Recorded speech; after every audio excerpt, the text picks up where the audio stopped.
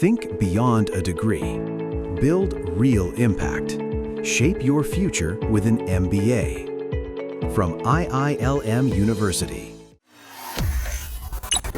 भारत को एक जरूरी पार्टनर बताने वाला अमेरिका और दूसरी तरफ भारत के साथ अपने सहयोग को बढ़ाने की बात करने वाला चीन, ये दोनों ही देश सबसे पहले अपने हितों को देख रहे हैं और यहां तक कि अपने हितों को देखते हुए भारत को घेरने का काम भी कर रहे हैं। लेकिन आखिर ये हो क्यों रहा है? एक तरफ अमेरिकी राजदूत भारत को बेहद महत्वपूर्ण पार्टनर बताते हैं, दूसरी तरफ चीन ये कहता है कि हम हर संभव सहयोग के लिए तैयार हैं। लेकिन पीठ पीछे खंजर घोंपने का काम भी किया जा रहा है।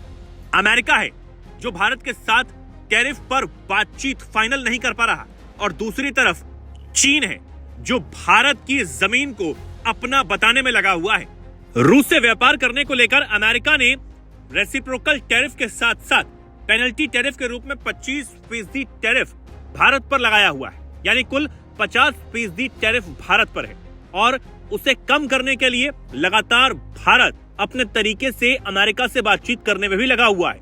लेकिन प्रधानमंत्री नरेंद्र मोदी और भारत की तारीफों के पुल बांधने वाले ट्रंप भारत से ट्रेड डील फाइनल करने को अब तक तैयार नहीं हो पाए।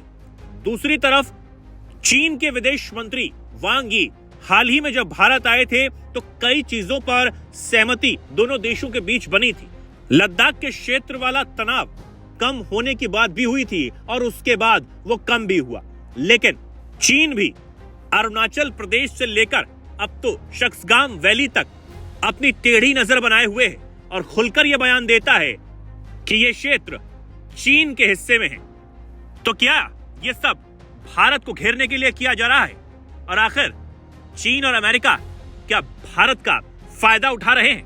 अंतर्राष्ट्रीय संबंधों की प्रकृति में 4 तरह की प्रकृति बोली जाती है। एक तो कहा जाता है कि अंतर्राष्ट्रीय संबंधों में दो देशों के बीच में हमेशा हमें कई बार कोऑपरेशन देखने को मिलता है, जैसे भारत और भूटान के संबंध। कुछ देशों के साथ हमेशा तनाव, जैसे भारत और पाकिस्तान के संबंध। उसी तरह कई देशों में तनाव के साथ सहयोग और कई बार सहयोग के साथ तनाव। अगर तनाव के साथ सहयोग की बात करें तो चीन के साथ संबंध, और सहयोग के साथ तनाव की बात करें तो भारत और अमेरिका के संबंध। एक उदाहरण के समझने के लिए हम समझ सकते हैं। अभी जो वर्तमान हालात है, जिसे हम चीन के साथ बात करें, चीन लगातार संबंध हमारे बेटर हो रहे हैं और बैटरी का दौर हम इस रूप में भी देख सकते हैं कि कितना बेहतर हमारे क्या बेहतरीन संबंध बन रहे हैं कि चीन की कम्युनिस्ट पार्टी की, भारत की जो भारतीय जनता पार्टी है, उन तक की भी मीटिंग होती है। यानी कि संबंधों में आप उस चरण तक देख रहे हैं कि जहां पर पार्टी पार्टी भी कोऑपरेशन, जिसको हम लोग कई बार ट्रैक टू डिप्लोमेसी में बोलते हैं, वो भी दोनों देशों के बीच में शुरू हो चुकी है। लेकिन वहीं सक्सगाम वैली को लेकर विवाद है और अरुणाचल प्रदेश को लेकर भी विवाद जो कद्दू यथावत है। एक्चुअली क्या है कि चीन अपने पुराने दावे जो रहे हैं उनको छोड़ने को तैयार नहीं है। यानी कि चीन के जो अपने एक ज्योग्राफिकल या टेरिटोरियल जो एक क्लेम्स हैं या जो कॉन्फ्लिक्ट्स हैं, उनको हो लेकर वो चीन अभी भी चल रहा है। क्यों ऐसा है? देखिए, तो 90 के बाद ही भारत ने क्या किया था, इस नीति को अपना लिया था। नरसिंह राव गवर्नमेंट के समय ये बात आ चुकी थी कि चीन और भारत के बीच में जो टेरिटोरियल जो डिस्प्यूट्स हैं वो झुके तू हैं, वो रहेंगे। उन पे अभी हम लोग काम कर रहे हैं कि कैसे दूर हो सकते हैं, कैसे खत्म हो सकते हैं, लेकिन उनका प्रभाव अन्य और संबंधों पर नहीं पड़ेगा। ये हम लोग 93 में समझौता कर चुके थे।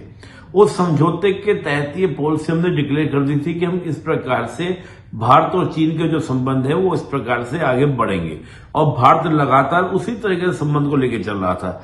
जो गालवान क्लैश भी हमने देखा, उसमें भी ये बात थी कि हमने बुलेट नहीं चलाई, ना चीन ने बुलेट चलाई, गोली नहीं चली, लाठी डंडों से क्या हुआ, वो आपका अटैक्स हुए, हमले हुए, क्योंकि ये भी समझौता था कि हम किसी तरह का कोई भी बुलेट वहां पे नहीं चलाएंगे, अग्रेशन नहीं चलाएंगे, अग्रेशन नहीं करेंगे। तो बहुत सारे इस प्रकार के चीन के साथ। तो जो आज हम डिस्प्यूट देख रहे हैं, चाहे वो गालवान सक्सगाम वैली को लेकर हो कि वहां पर जो रोड बना रहा है, जो डेवलपमेंट कर रहा है, इंफ्रास्ट्रक्चर तैयार कर रहा है, क्योंकि चीन का कहना है कि हमने पाकिस्तान से लिया है, पाकिस्तान के कंट्रोल में था। तो मुझे लगता है कि भारत सरकार ने इस पर अपना क्लेम कर दिया, अपना दावा कर दिया, लेकिन उनका प्रभाव भारत चीन के साथ सुधरते संबंधों में पड़ने नहीं देगा, ये भारत लेके चल रहा है। अब तक तो अरुणाचल प्रदेश पर अपना दावा करने वाला चीन अब शक्सगाम घाटी पर एक बार फिर से अपना दावा कर रहा है और दोनों देशों के बीच में तनाव को बढ़ाने का काम कर रहा है। हाल ही में एक रिपोर्ट आई थी कि चीन अपनी सीपेक परियोजना के तहत शक्सगाम घाटी में बुनियादी ढांचे बना रहा है। इसमें एक ऑल वेदर रोड शामिल है जिसकी लंबाई 75 किलोमीटर और चौड़ाई लगभग 10 मीटर। भारतीय विदेश मंत्रालय के प्रवक्ता रणधीर जायसवाल से इस पर सवाल किया गया तो उन्होंने कहा कि शक्सगाम घाटी भारतीय क्षेत्र है। हमने 1963 में हुए तथाकथित चीन पाकिस्तान सीमा समझौते को कभी मान्यता दी ही नहीं। हमने लगातार ये कहा है कि यह समझौता अवैध और अमान्य है। हम तथाकथित चीन पाकिस्तान आर्थिक गलियारे यानी सीपेक को भी मान्यता नहीं देते हैं, जो भारतीय क्षेत्र से होकर गुजरता है और पाकिस्तान के अवैध कब्जे में है। इस पर चीनी विदेश मंत्रालय ने भड़काने वाला बयान दिया। चीनी प्रवक्ता माओ निंग माओ ने कहा कि चीन और पाकिस्तान ने 1960 के दशक में एक सीमा समझौता किया था और दोनों देशों के बीच सीमा तय की गई थी। ये संप्रभु देशों के रूप में चीन और पाकिस्तान का अधिकार है। अब ये भी जान लीजिए कि आखिर शक्सगाम घाटी क्यों जरूरी। दरअसल ये दो कारणों से बेहद महत्वपूर्ण है, क्षेत्रीय और सैन्य। ये दुनिया के सबसे ऊंचे युद्ध क्षेत्र सियाचिन ग्लेशियर के पास है। यहाँ से काराकोरम पास तक सीधा रास्ता भी है। सियाचिन से भारत पाकिस्तान पर सीधी नजर रखता है, वहीं काराकोरम पास से भारत चीन पर नजर रख सकता है। वहीं 1963 में पाकिस्तान ने शक्सगाम वैली का क्षेत्र चीन को सौंप दिया था। यह इलाका भारत के जम्मू कश्मीर का हिस्सा है और भारत ने समझौते को हमेशा से अवैध बताया है। अब इस तरह शक्सगाम घाटी पर नियंत्रण से भारत की चीन के साथ LAC और पाकिस्तान के साथ LOC पर सैन्य स्थिति पर सीधा असर पड़ता है। अब इस पूरे मामले पर जियोपॉलिटिकल स्ट्रेटेजिस्ट ब्रह्मा चेलानी शक्सगाम घाटी की रणनीतिक महत्ता बताते हुए एक्सपर्ट लिखते हैं कि 2024 से सैटेलाइट तस्वीरों और इंटेलिजेंस असेसमेंट से पता चलता है कि चीन शक्सगाम घाटी पर अब सिर्फ इंफ्रास्ट्रक्चर नहीं बल्कि वो भारत के खिलाफ एक नया मिलिट्री मोर्चा भी खोल रहा है। शक्सगाम में उसकी धीरे धीरे कब्जा करने की रणनीति प्रोजेक्ट्स के तेजी से पूरे होने के साथ एक अहम मोड़ पर पहुंच रही है। 2024 के बीच तक चीन ने 4805 मीटर ऊंचे अघिल पास से होते हुए लोअर शक्सगाम घाटी तक एक सड़क बना ली थी। इससे चीनी कंस्ट्रक्शन टीमें और शायद मिलिट्री पेट्रोल भी इंदिरा कोल में भारत के कंट्रोल वाले सियाचिन ग्लेशियर से 50 किलोमीटर के दायरे में पहुंच गई हैं। इसके नतीजे बहुत ज्यादा गंभीर हैं, ये भी उन्होंने चेतावनी देते हुए कहा। साथ ही कहा कि दशकों से भारत सियाचिन से दक्षिण से पाकिस्तान की तरफ फोकस करता आया है, लेकिन चीन ने जो नया रास्ता बनाया है उससे वो उत्तर से भी दबाव डाल सकता है। इससे दुनिया के सबसे ऊंचे युद्ध क्षेत्र में दो मोर्चों के बीच लड़ाई की संभावना बढ़ जाती है। चीन की तेजी से बढ़ती गतिविधियां सियाचिन, शक्सगाम, काराकोरम ट्रायंगल को एक संभावित टकराव वाली जगह में बदल रही हैं। अब ये भी समझिए कि आखिर दूसरी तरफ अमेरिका क्यों अब तक भारत के साथ ट्रेड डील नहीं कर रहा, जबकि उसके राजदूत सर्जियो गोर जो हाल ही में भारत में नियुक्त हुए हैं, उन्होंने ये कहा था कि भारत से ज्यादा जरूरी कोई पार्टनर नहीं है। मुझे ये घोषणा करते हुए खुशी हो रही है कि भारत को पैक्स सिलिका में पूर्ण सदस्य के तौर पर शामिल होने के लिए आमंत्रित किया जाएगा। ट्रेड डील पर दोनों पक्ष सक्रिय रूप से बातचीत कर रहे हैं। भारत दुनिया का सबसे बड़ा देश है, इसलिए इसे फाइनल स्टेज तक पहुंचाना आसान काम नहीं है, लेकिन हम पक्के इरादे से काम कर रहे हैं। ट्रेड हमारे रिश्तों के लिए बहुत जरूरी है। हम सुरक्षा, काउंटर टेररिज्म, ऊर्जा और स्वास्थ्य जैसे दूसरे जरूरी क्षेत्रों में भी मिलकर काम करते रहेंगे।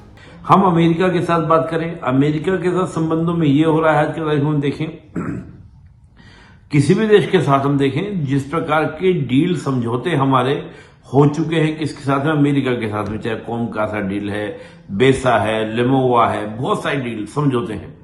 वो समझौते बहुत ही कम देशों के साथ अमेरिका करता है, जिसमें भारत एक है।